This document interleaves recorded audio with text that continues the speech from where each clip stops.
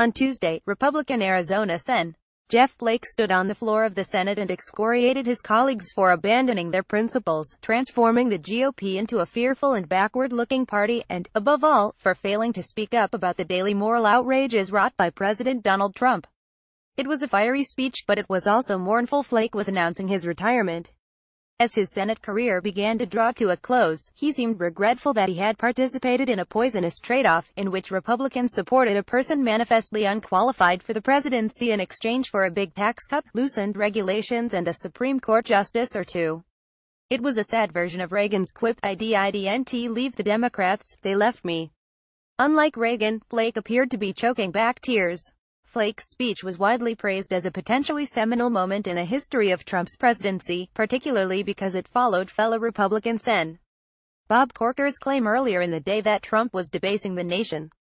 That came days after George W. Bush delivered a speech that heavily criticized Trump in all but name, and as John McCain rehabilitated his maverick persona to become one of Trump's most formidable opponents.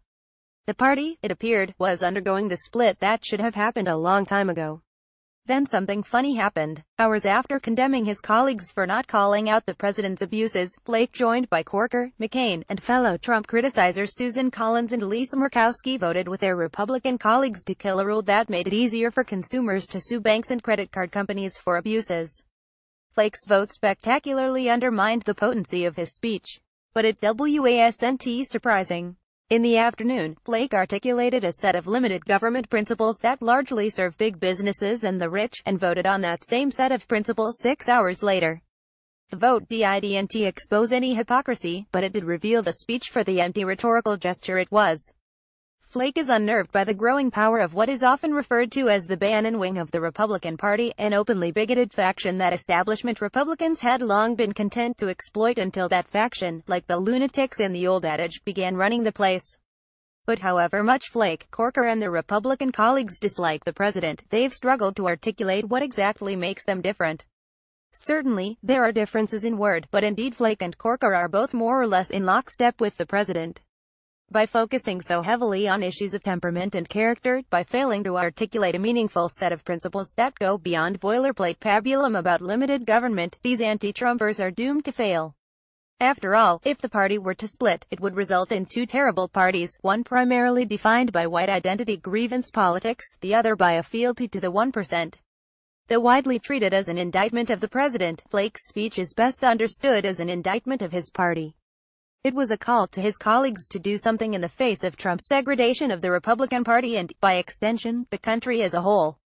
It is clear at this moment that a traditional conservative who believes in limited government and free markets, who is devoted to free trade and who is pro-immigration, has a narrower and narrower path to nomination in the Republican Party, the party that for so long has defined itself by belief in those things, Flake said.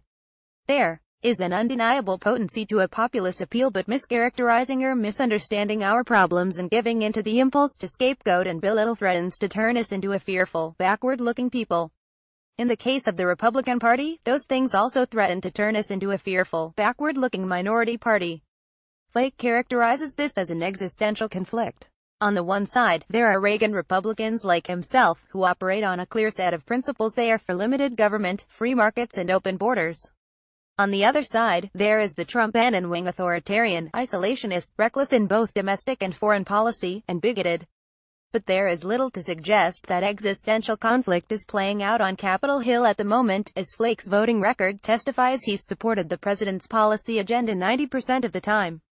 It's true that Republicans, despite controlling both the legislature and the presidency, have struggled to accomplish much of substance, but this has less to do with an ongoing Republican civil war than the fact that their policy agenda is extremely unpopular.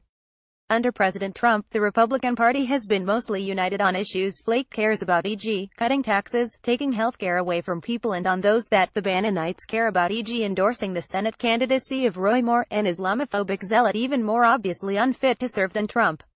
What is causing the rupture is Trump himself and the unsustainable pressure he puts on tensions that have long existed within the GOP. Flake is uncomfortable with Trump's race-baiting and his repeated attacks on, well, everyone. Like Corker, he believes that Trump is unfit to serve. He is concerned about Trump's potential to abuse the power of the executive branch, and, perhaps, to involve the United States in a conflict that could kill millions. And to his credit, Flake spoke out against more. But with Corker, Flake could recruit another anti-Trumper, John McCain or Susan Collins come to mind, to take actions that would meaningfully constrain Trump. They could push for hearings on Trump's self-dealing and/or other potential violations of the Constitution, or force Trump to release his tax returns by withholding their votes on key issues. He could also reflect on the ways that his faction of the GOP has lost its way and become detached from the concerns of ordinary Americans. Flake's speech was powerful because it took on the form of prophecy. He was warning his colleagues that the Republican Party was being taken over by nutcases. But like Bush and McCain before him, he has struggled to expand his critique beyond Trump and the Bannonite wing, and towards more meaningful political territory. Now it may be too late. While supposedly conscientious Republicans dithered or abetted Trump's rise, he solidified his grip on the Republican Party. Depending on where you stand, Flake and Corker have taken brave stances against their party's leaders or have been purged. And with Steve Bannon promising to run roughshod over anti-Trump Republicans in 2018, it's tempting to say that takeover is nearing completion. The tragedy of Jeff Flake isn't that there's no place for him in the Republican Party, but that Jeff Flake's GOP has nothing to offer. View archive.